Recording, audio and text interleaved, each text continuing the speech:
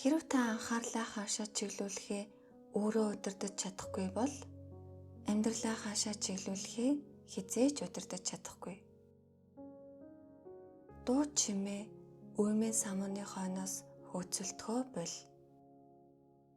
Өөрсдөө ч хаашаа явж байгаагаа мэддэггүй хүмүүсийн төлөө амьдралаа өөрчилөхөө боль.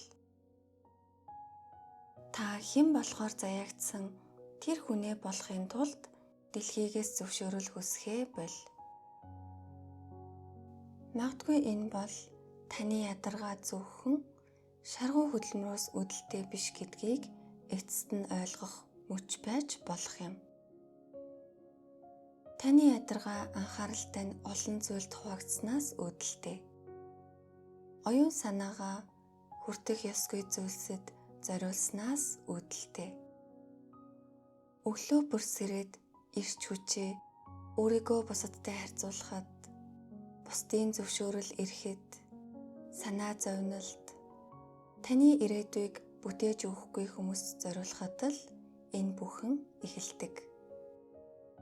Мөн танд тайтгарал өгч байгаа мэт атлаа сэтгэлийн тань хүчийг аажмар хулгайлдаг дадлуудад ирч хүчээ асгахтаж мөн адил таны ядаргаа нэмэгдэж байгаа. Тэгээд та яагаад өөрийгөө сул доройгоор мэдэрдгээ гайхдаг? Яагаад туурч будалснаа гайхдаг?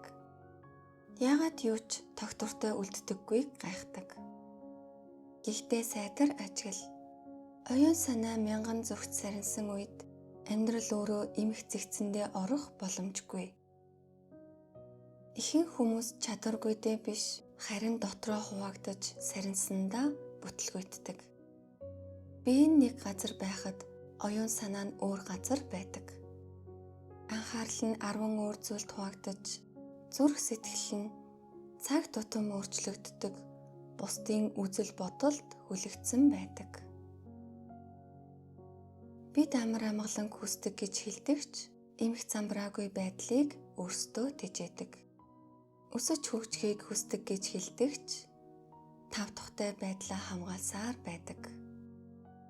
Бид тодорхой байдлыг хүсдэг гэдэг атлаа бодлооныг өөрсдөө өөршүүлдэг. Тэгээд яагаад амьдралын зам нь хүнд санагддгийг асуудаг. Анхнаасаа таны үүрэх ёсгүй байсан бүх ачааг үүсээр урагшлагыг оролдож байхад тэр зам яаж хүнд биш байх билээ? Төвлөрөл бол зүгээр нэг бүтээмжийг нэмэгдүүлэх хэрэгсэл биш. Энэ бол өөрийгөө хүндэтгэх нэг хэлбэр юм. Энэ бол миний эрч хүч, маргаан бүр, өөртөө итгэлгүй байдал бүр, утгагүй өрсөлдөөн бүрийн дунд цацагдахааргүй ариун нандин зүйл. Миний оюун санаа, айдас бүр, чиг хандлага бүр, хүн бүрийн үзэл бодол орж ирээд доторх бүхнийг нь хүсснээрээ өөрчилдөг нийтийн орон зай биш. Миний эрч хүч хэтэрхий хайран гэж өөртөө хэлэх шийдвэр юм.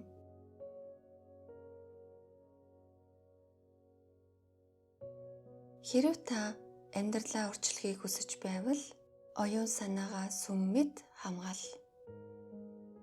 Та өөртөө нь юу нэвтэрч байгааг илүү нэгтэлж сонголттой хандах хэрэгтэй. Учир нь бүх зүйл 2 удаа орж ирдэг. Эхлээд бодол болж, дараа нь бодит байдал болдог. Та бүх дэлхийг хянах шаардлагагүй. Та хүн бүрийг засаж өөрчлөх шаардлагагүй. Та шүүмжлэл бүрт хариулах албагүй. Сонголт бүрээ тайлбарлах ч хэрэггүй. Эргэлдсэн харц бүрийн өмнө өөрийн үнцнийг батлах шаардлагагүй. Харин та өөрийн төвцөгтөө эргэн очих хэрэгтэй. Тэнд л таны хүч оршдог. Тэнд л таны тогтвортой байдал хүлээж байдаг. Бид түлхүүрийг үргэлж гаднаас хайдаг. Гэвч цойж нь дотроо байдаг. Бид өөрийн сэтгэлийн дохиог үл таамсарлцоход хорвоо дэлхийгээс тэмдэг дохио ирсээр байдаг. Цээжин дэх дарамт унтах үеийн тавгуутал энэ бүхэн санамсаргүй биш. Эдгээр нь дохио юм. Та өөрөөсөө хэтэрхий холдсныг эдгээр нь танд хэлж байгаа юм. Мод ургахын тулд ойгоос зөвшөөрөл авдаггүй. Ургана гэдэг бол түүний мөн чанар учраас л ургадаг. Харин тэр мод бүх цагаа хажуу тийшээ харж өнгөрөөдөг байсан бол яах вэ? Бусад мод бүртээ өөрийн үнцнийг харьцуулдаг байсан бол яах вэ? Газрын дээр хэрхэн харагдаж байгаадаа хит автснаас болж үндсээ гүнзгийрүүлэхээс татгалздаг байсан бол яах вэ? Хэрв тэгвэл хамгийн ихний шуурга түүнийг сүйтгэх байсан. Амьдралаа мөн чанар дээр бус харин гаднах дүр төрхтөр тулгуурлан босгодог хүмүүст яг ийм зүйл тохиолддог. Анхны шүүмжлэл тэднийг гахуулна. Анхны саатал тэднийг сулруулна. Анхны татгалзал тэднийг бүх зүйлд эргэлзэхэд хүргэнэ. Яагаад гэвэл тэд хизээж үндэслэж бэхжээгүй. Тэд хүчтэй байх дадлыг төлөвшүүлээгүй. Харин хүчтэй мэт дүрэсгэж байсан. Жинхэнэ хүч чимээгүй байдаг. Үүнд алга ташилт хэрэггүй. Цаг тутам өөрийгөө зарлаж харуулах шаардлагагүй.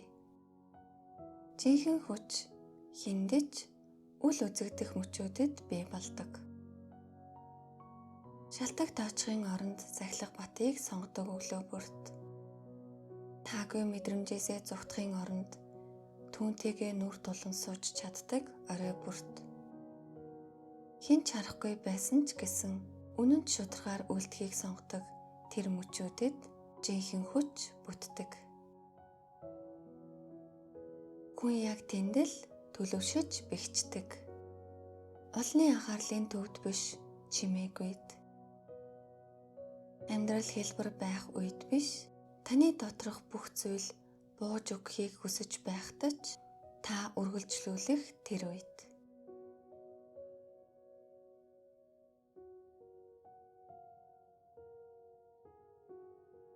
Олон хүн төвлөрлийн үр шимийг хүсдэгч төвлөрлийн шаарддаг золиосыг гаргахыг хүсдэггүй. Тэд амар амгалан хүсдэгч хэл хязгаар тогтоохыг хүсдэггүй. Тэд ахиц дэвшлийг хүсдэгч төвчээр гаргахыг хүсдэггүй. Тэд өөрчлөгдөхийг хүсдэгч өдөр тутмын давталтыг хүсдэггүй. Гэвч амьдрал ингэж ажилдаггүй. Утга учиртай бүхэн танаас ямар нэг зүйлийг шаарддаг. Хэрв та хүчрэхэг биетэй болохыг хүсвэл дасгал сургуулилт шаардлагатай. Хэрв та тайван оюун ухаантай болохыг хүсвэл нам гүм дотоод амар амгалан шаардлагатай. Хэрв та тодорхой зам мөртөө байхыг хүсвэл үнэнд шударга байдал шаардлагатай. Хэрв та хүчтэй амьдралыг хүсэж байвал таныг сулруулдаг зүйлс рүү ирч хүчээ урсгахаа болох ёстой. Зарим хүн амьдрал хэд хүндтэй биш, харин өөрсдөө амьдралаа байх ёстойгоос нь илүү хүнд болгосноосоо болж ядарч явдаг. Бид өөрсдийг маань шархлуулдаг зүйл рүү дахин буцсаар байдаг. Хаалттай хэвээр байх ёстой хаалгуудыг дахин нээсээр байдаг. Амар амгалан алдагдуулдаг хүмүүсийг дахин ажиглаж анхаарсаар байдаг. Бид өөртөө итгэлгүй байдлаа мөн л дахин тижээгээд түүнийг өсөж томроход нь гайхсан дүр үзүүлдэг. Бид урагшлагыг хүсэж байна гэж хэлдэгч анхаарал маань аль хэдийн өнгөрсөн зүйлд хүлэгдсэн хэвээр байдаг. Бид илүү сайхан амьдралыг хүсэж байна гэж хэлдэгч бидний дадал зуршлууд үргэлж бага зүйлсийн төлөө сонголт хийсээр байдаг. Өөр амьдралыг зөвхөн хүсэх нь хангалтгүй. Бидний өдөр тутмын үйлдэл бидний хэлдэг үгтэй нийцэж байх ёстой. Анхаарал сарниулах бүхэн үн төлбөртэй. Өөрийгөө бусдад харьцуулах мөч бүр төлбөртэй. Бусдын баталгаажуулалт сайшаал ирж зарцуулсан цаг бүр төлбөртэй. Өөрийн илүү өндөр ухамсар, илүү сайн хөлбраасаа татгалцсан буулт бүр төлбөртэй. Харамсалтай нь олон хүн энэ бүх үнийг түлж байгаагаа ч анзаардаггүй. Тэд зүгээр л жаахан цаг үрж байна гэж боддог.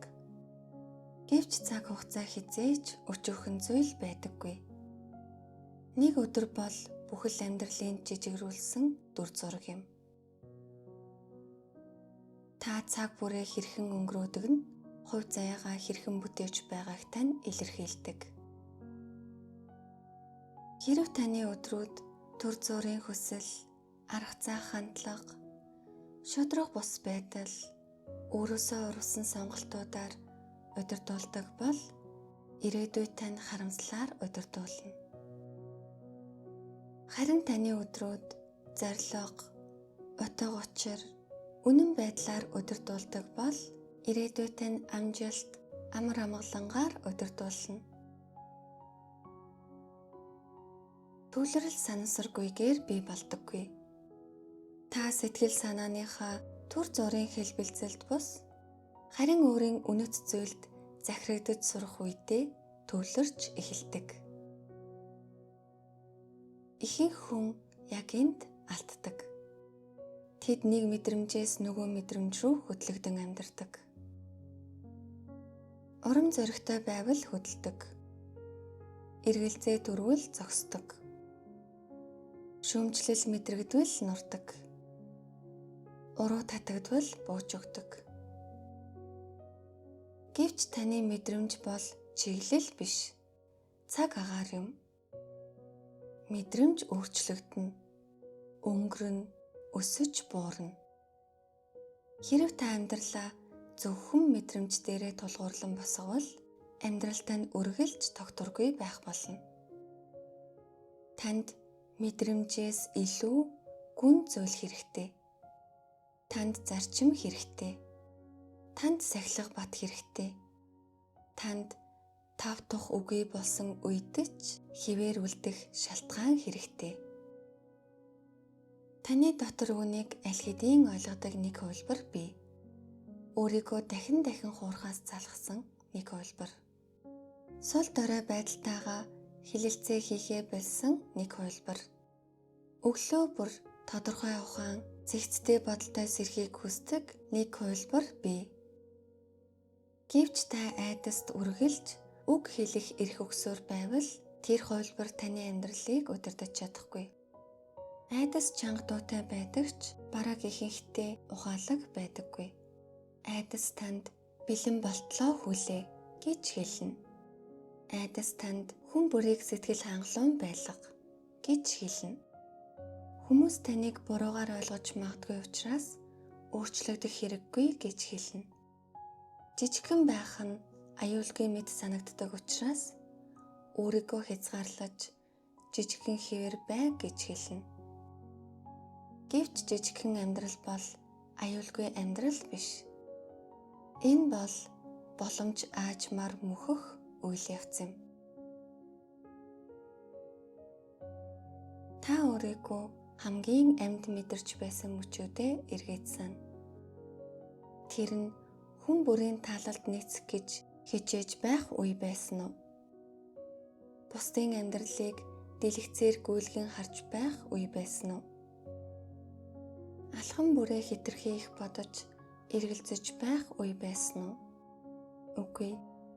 Харин та оюун санаа, бие махбод, сэтгэл зүрхтэй нэг зэгт нийцсэн үедээ хамгийн амьд мэдэрч байсан. Та ямар нэг зүйлд тууштай байж, бодит утга учиртай зүйлд өөрийгөө зориулж, өөрийгөө эсрэг хоёр хуваагдаагүй үедээ хамгийн амьд байсан. Тийм учраас төвлөрөл хүчтэй мэдрэмж төрүүлдэг. Учир нь Төвлөрөл таныг өөртөө тань дахин нэгтгэдэг. Сарнсан оюун ухаан тогтвортой амьдралыг бүтээж чаддаггүй. Гадны бүх зүйлд хит хариу үзүүлдэг зүрх сэтгэл урт хугацааны амар амгаланг бий болгож чаддаггүй. Бүх зүйлд үргэлж нээлттэй бэлэн байдаг хүн эцэстээ бүхний мэдэлд ордог. Тиймээс хэл хязгаар тогтоох нь хувиа хичээсэн хэрэг биш. Хүчирхэг амьдрал бүр тухайн хүний үл зөвшөөрдөг, өөгшүүлдэггүй зүйлсээр тулгуурлан бүтдэг. Та гэмшилгүйгээр дараах зүйлсд үгүй гэж хэлж сурах хэрэгтэй.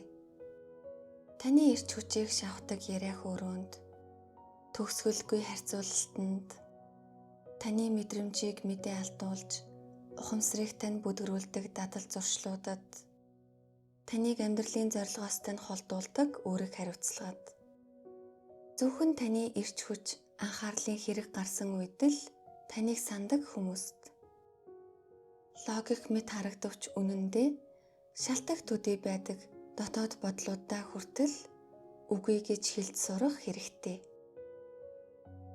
Та хиндэж хязгааргүйгээр үргэлж бэлэн байх гэж энэ хорвоод ирээгүй. Та өөрийн байх ёстой хүн болохын тулд ирсэн. Үүний тулд чимээгүй байдал хэрэгтэй. Өөртөө хэлэхэд амаргүй, үнэн шударга байдал хэрэгтэй. Амьдрал тань дуу чимээгээр дүүрэн байвал та дотоод гүн ухаанаа сонсож чадахгүй. Өдөөлт, сэтгэл хөөрөлд донтсон бол танд юу үнэхээр чухал болохыг таньж мэдэж чадахгүй.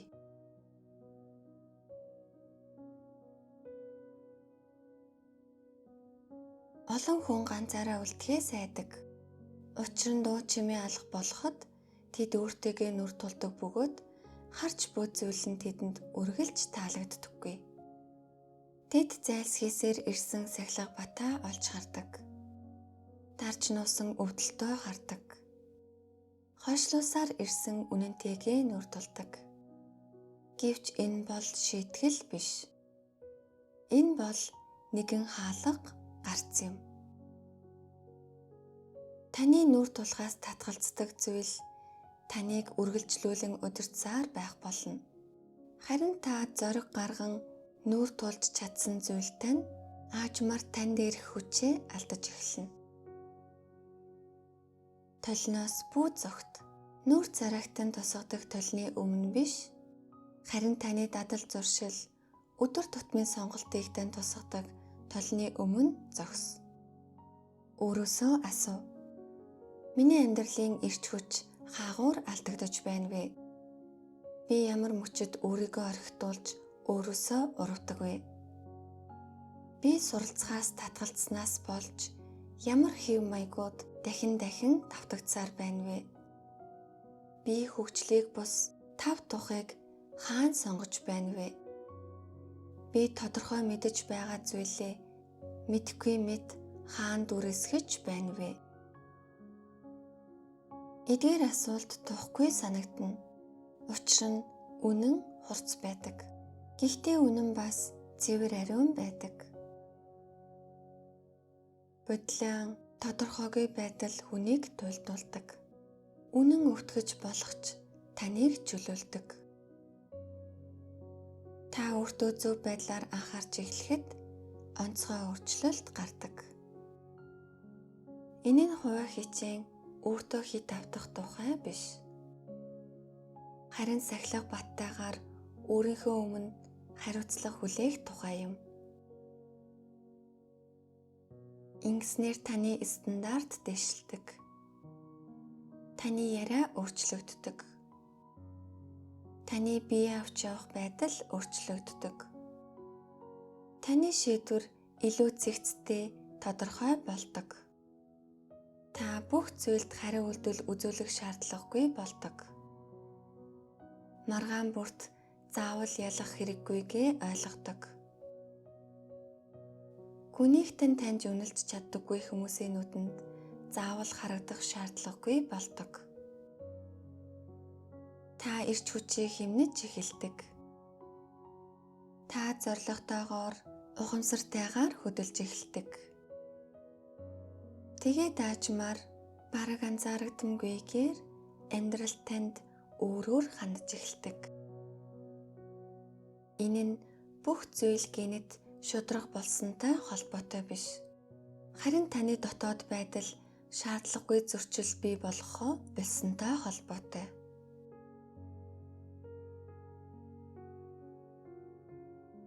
Өөртөөгөө ганцаараа байж чаддаггүй хүн гадна ертөнцөөр үргэлж анхаарлаа сарниулах хэрэгтэй болдог. Өөрийгөө чиглүүлж чаддаггүй хүн чиг хандлага, дарамт шахалт, хоцрохгүй гэсэн айдас, олны сэтгэл хөдлөлөөр үргэлж чиглүүлэгддэг. Гэвч олон түмэн ховорхон мэргэн байдаг.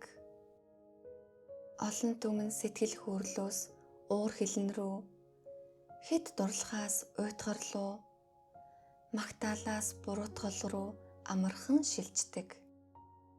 Хэрэв та оюун санаагаа олны хөлд даатгавал жинхэнэ амар амгалан хизээч мэдэхгүй. Амар амгаланд хүрэхэд үндэслэж бат зогсох чанар хэрэгтэй. Үндэслэж бат зогсоход дотоод эрх мэдэл хэрэгтэй. Харин дотоод эрх мэдэлд хүрэхэд өөрийгөө эзэмших чадвар хэрэгтэй. Өөрийгөө эзэмшнэ гэдэг төгс байна гэсэн үг биш. Та уур хилэнг мэдэрч болно. Гэхдээ түүний зэвсэг болохгүй. Та гунгийг мэдэрч болно. Гэхдээ чиглэлээ алдахгүй. Та уруу таталтыг мэдэрч болно. Гэхдээ түүнд захирагдахгүй. Та айдас мэдэрч болно. Гэхдээ түүнтэй зэрэгцэн урагшныг алхам хийж чадна. Энэ л төлөвшил юм. Тэмцэл бэрхшээл огт байхгүй байхыг хэлэхгүй. Харин тэдгээрт захирагдахаас татгалзахыг хэлнэ.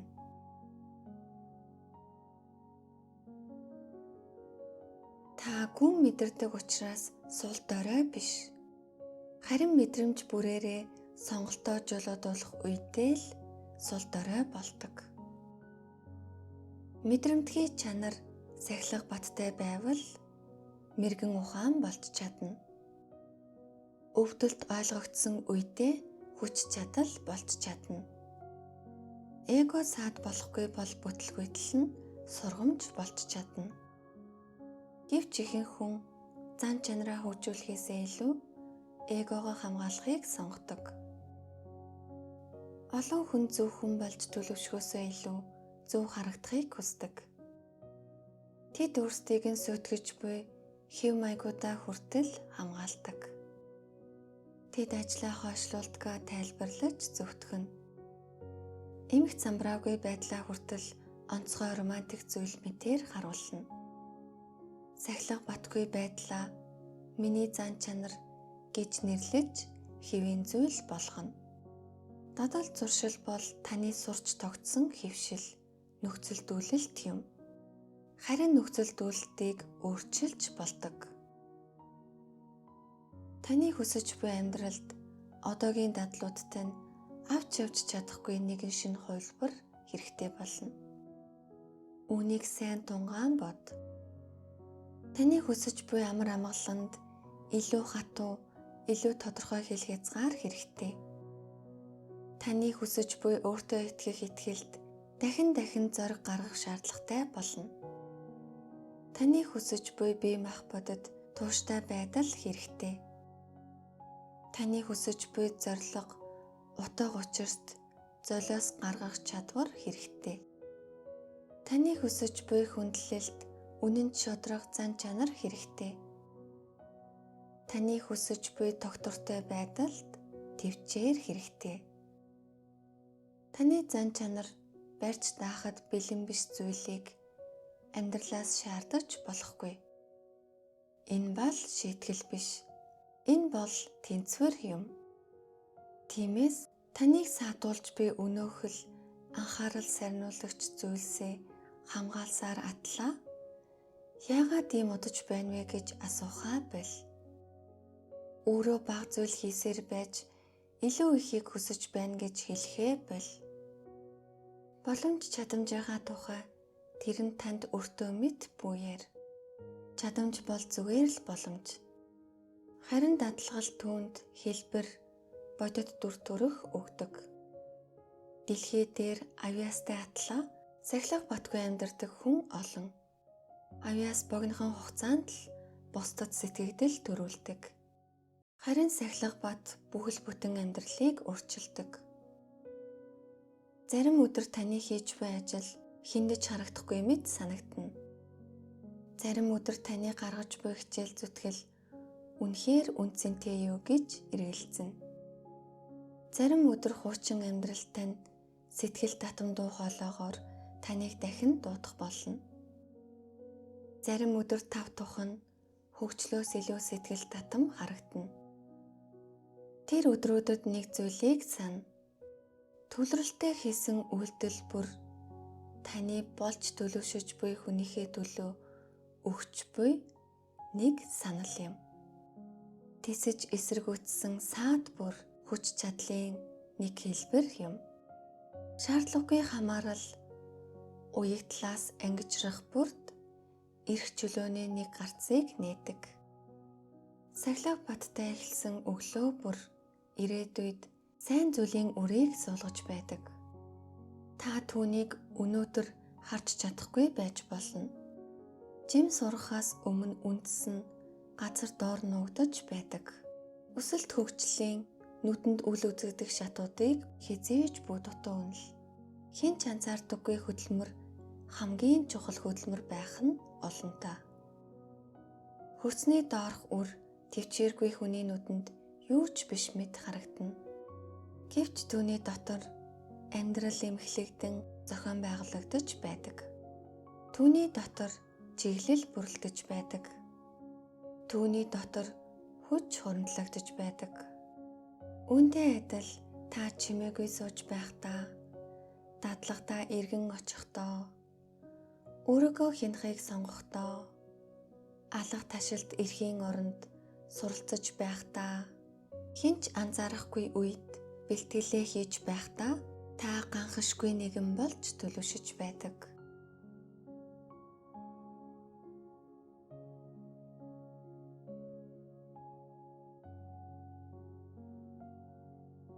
Нийгэм олон хүнд тасралтгүй хөдөлгөөн л ахиц дэвшил гэсэн ойлголтыг суулгасан. Гэвч хөдөлгөөн болгон ахиц дэвшил байдаггүй. Заримдаа хөдөлгөөн бол зугталт байдаг. Заримдаа завгүй байх нь зайлсхийх нэг хэлбэр байдаг. Заримдаа төлөвлөгөөнийхөө талаар ярих нь түүнийг боддоор хэрэгжүүлэхийн оронд хийдэг орлуулга болдог. Танд зорилгоо тойрсон илүү их дуу чимээ хэрэггүй. Харин зорилгынхоо төлөө илүү үнэнч тууштай байх хэрэгтэй. Гол мөрөн чулууг сүр хүчтэй дайралтаар бус тогтвортой урсгалаар илээж нэвтэлдэг. Давталтанд чимээгүй хүч бий. Тууштай байдалд нуугдмал эрх мэдэл бий. Нийгэм ихэндээ ийм зүйлийг анзаардаггүй. Харин хожим нь үүнийг агуу чанар хэмээн нэрлэдэг.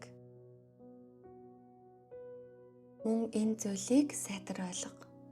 Өөртөө төвлөрнө гэдэг нь бусдыг орхино гэсэн үг биш.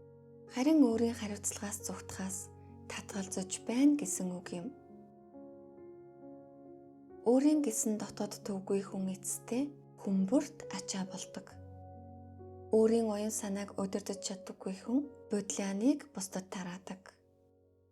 Өөртөөгөө эвлэрч чадаагүй хүн харилцаа бүртээ эмх замбараагүй байдлаа тусгадаг. Харин та дотооддоо бүх сахилга баттай өөртөө үнэнч байх үед таны оршихуй илүү цэвэр, илүү амар тайван болдог. Та бусдыг даван гайлах шаардлагагүй. Та ямар нэг дүр эсгийгч шаардлагагүй. Доктортой байж чадсанаараа л та бусдад тусалж эхэлдэг. Зарим хүн таны төвлөрөлд дургүй байх болно. Учир нь тэд таны анхаарал сарнсан байдлаас ашиг хүртдэг байсан. Таныг хийх хязгааргүй үргэлж бэлэн байхад тэд тухтай байсан. Та эргэлзээтэй байх үед тэдэнд илүү амар байсан. Учир нь таны эргэлзээ тэднийг өөрсдийнх нь зогсон байдлаас бага зэрэгч болов аюулгүй мэдрүүлдэг байсан. Таны бодол тодорхой болох тэр мөчид зарим хүн таныг хүндий боллоо гэж хэлнэ. Та сахилга баттай болох тэр мөчид зарим нь таныг хэт тулширлаа гэж хэлнэ. Та утгагүй зүйлсийг өөгшүүлэхээ болох үед зарим нь чи өөрчлөгдөжээ гэж хэлнэ.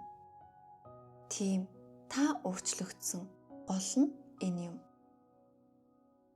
Та өөрийн амар амгаланг дахин үгүй хийдэг хувилбар хэвээрээ үлдэх гэж төрөөгүй. Хүмүүс таны чимээгүй байдлыг буруугаар ойлгох шаардлагатай бол ойлгог.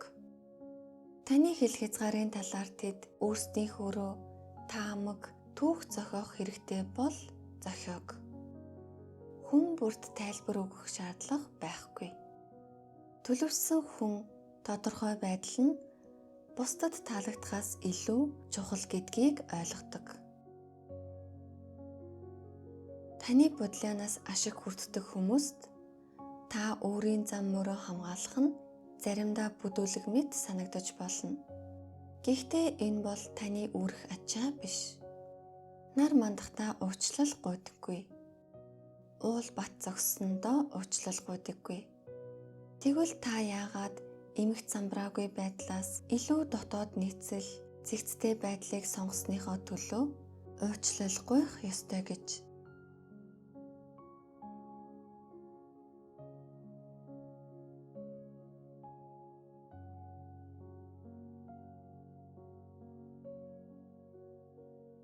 Ганцаардал болон ганцаараа байх хоёрын хооронд асар том ялгаа бий. Ганцаардал бол хоосрол юм. Харин ганцаараа байх бол орон зай юм. Ганцаардал таныг анхаарлаа сарниулах зүйлд цөхрөнгүй тэмүүлэхэд хүргэдэг. Харин ганцаараа байх таны дотоод сэтгэлийн дуу хоолойг сонсох орон зай өгдөг. Хэдхэн минут тутам зогтох зүйл ирэхгүйгээр өөртөөгөө хамт байж сур. Гар утсаа харалгүйгээр нэг удаа хоолоо идэж сур. Чихэндээ ямар ч дуу чимээ сонсолгүйгээр алхаж сур. Чимээгүй байдлыг яаран ямар нэг зүйлээр дүүрэхгүйгээр амьсгалж сур. Эдгээр жижигхэн мөчүүд таны оюун санааг дахин сургаж байдаг. Энэ мөчүүд амар амгалан гэдэг уйтгартай зүйл биш гэдгийг ойлгуулдаг. Амар амгалан нь зөвхөн байнгын өдөөлтөнд дассан мэдрэлийн тогтолцоонд л танил бос эвгүй мэд санагддаг. Таны дотоод ертөнцийн хөл хөдөлгөөн багасах тусам гаднах ертөнцид тань аажмаар эмхлэгдэж эхэлдэг. Та хүмүүсийг илүү тодорхой харж эхэлнэ. Хэн таны эрч хүчийг шавхдаг, хэн таныг дэмжиж бэхлүүлдгийг анзаарна. Ямар дадал зуршил танд тодорхой байдал авчирдаг, аль нь дотроо хүнд мэдрэмж, ядралт үлдээдэг болохыг анзаарна.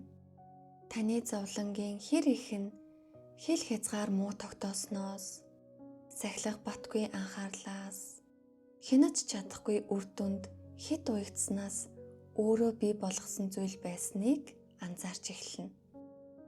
Ухамсарлаж мэдэх нь бүх зүйлийг тэр дорн засахгүй. Гэхдээ бүх зүйлтэй харьцах таны харьцааг өөрчилнө. Харин тэр харилцаа өөрчлөгдөхөд ирээдүйч өөрчлөгдөж эхэлдэг. Та хэн таныг орхихыг хянаж чадахгүй. Хэн танд эргэлзэхийг хянаж чадахгүй. Саатал, татгалзал, шудрах бус явдал, альва үр дүн яг хизээ гарахыг ч бүрэн хянаж чадахгүй. Гэхдээ та өөрийн оюун санааны төлөв байдлыг хянаж чадна. Та гомдол хорслыг тэжээх үү, тэсвэр хатуужлыг тэжээх үү гэдгээ сонгож чадна. Та өчигдрийнхөө золиос болж сэрэх үү? Эсвэл түүнээс суралцдаг хүн болж сэрэх үү гэдгээ сонгож чадна. Амьдрал таныг урамшуулгыг хүлээх үү? Эсвэл алга ташлтгүй байсан ч өөрийгөө хөдөлж сурах уу гэдгээ та сонгож чадна. Эдгээр сонголт тухайн мөчид жижигхэн мэт санагддаг. Гэвч эдгээр нь жижиг зүйл биш. Эдгээр нь таны хэн болохыг бүтээж байдаг сонголтууд юм. Сахилах баттай амьдрал бол хязгаарлалт биш. Энэ бол дотоод болцлоос ангижрах эрх чөлөө юм. Хичнээн олон хүн өөрсдийгөө эрх чөлөөтэй гэж хэлдэг атлаа импульстэй, хүсэл шуналтай, бусдад таалагдах хэрэгцээндээ, орхигдохоо сайн хайцтай, тайван сууж чадахгүй байдалтай, байнга шалгах, хэрэглэх, хариу үзүүлэх, зогтох хүсэлтэд даган захирагдаж байдгийг бодоод үз. Энэ бол эрх чөлөө биш.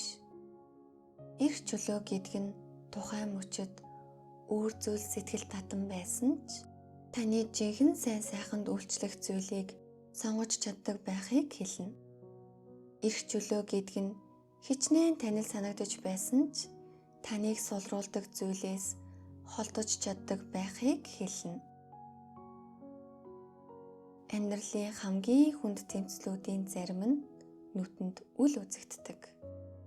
Энэ тэмцлүүд импульс төрөх ба үйлдэл хийхин хоорондох хитгэн агшинд өрнөдөг.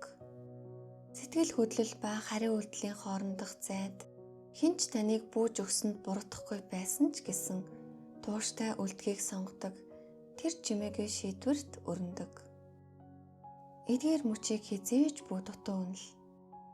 Амьдрал тэндэл бүтдэг. Зан чанар тэндэл төлөвшдөг. Хувь заяаны чиглэл тэндэл өөрчлөгддөг.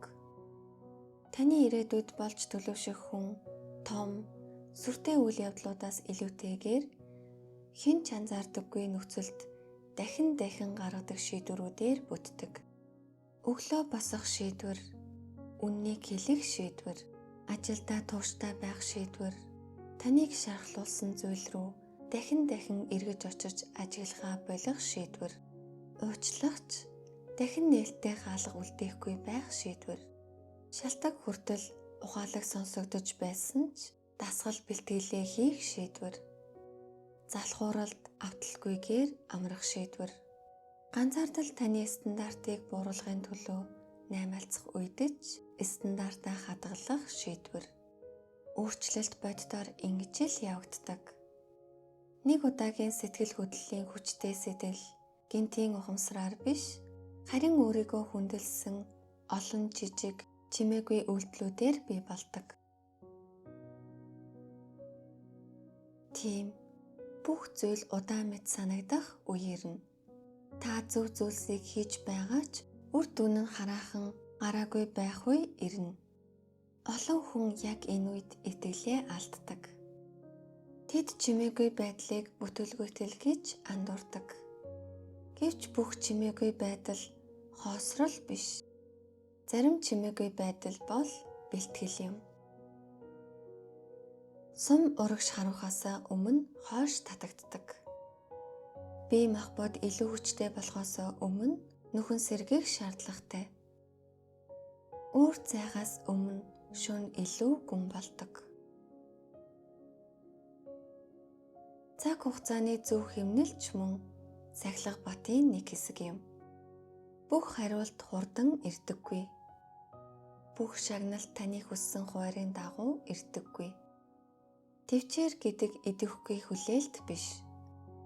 Тэвчээр бол хяналттай хүч юм. Та амьдралыг хүчээр удирдахаа болж харин өөрийгөө дотроос нь бэхжүүлж эхлэхэд зөвхрөл багасдаг. Зөвхрөл шүүлт дүгнэлтийг бүдгэрүүлдэг. Энэ нь буруу хүмүүсийг зөв мэд, төр зүрийн зүйлсийг мөнх мэд харагдуулдаг. Энэ нь таныг сонголт хийхийн оронд хөөцөлдөхөд хүргэдэг. Харин дотоод төвөө олсон хүн өөрт нь нийцэхгүй зүйлийн араас хөөцөлддөггүй. Тэр бэлтгэдэг, ажигладаг, үйлддэг. амьдрал өөрт нь юу тохирохыг аажмаар харуулах боломжийг олгодог. Энэ бол үл тоомсорлол биш. Энэ бол сахилга батаас урган гарсан итгэл юм.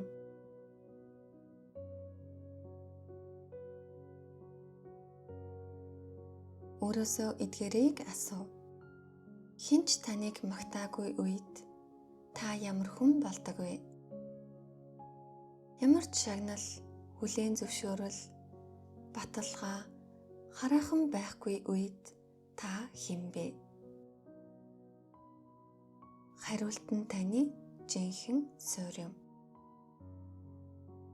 Зам амархан, үр дүн шууд харагдаж байхад хүн бүрэл тууштай мэт харагдаж чадна. Харин жинхэнэ шалгуур нь үйл явц энгийн өдөр тутмын хэвшил болох үед ч та үнэнч тууштай байж чадах эсэх юм. Та энгийн зүйлсийг анхааралтайгаар дахин хийж чадах уу? Хинч мэдэхгүй байсан ч оюун санаагаа бохирдуулахгүй цэвэр байлгаж чадах уу? Илүү хүчрэхэг болж байхдаа даруй хിവэр байж чадах уу? Бусад хүмүүс өөрсдийгөө зугаа цэнгэл давтуулан сулруулж байхад та төвлөрлөө хадгалж чадах уу? Амархан цочирч ганхдаггүй тайван тогтвортой хүн болж төлөвшөхөд асар их хүч бий. Хүйтэн хүндий биш, мэдрэмжгүй биш, харин дотооддоо баттай тогтвортой. Нуурын мандал тайван байх үед ус бүхнийг тод тусгадаг. Харин мандал нь уймсан үед бүх төрс гажиж сарндаг. Оюун санаач мөн адил. Хэрэв үг хэллэг бүр таныг цочроодог бол багахан таагүй зүйл бүр таныг замаас гаргадаг бол саатал болгон таны хандлагыг хордуулдаг бол та гадны нөхцөл байдлын иргэшээлд амьдарч байна гэсэн үг. Дотооддоо зангуутай, баттай байж сур. Харин үйлдэл үзүүлэхээсээ өмнө түр азнаж сур.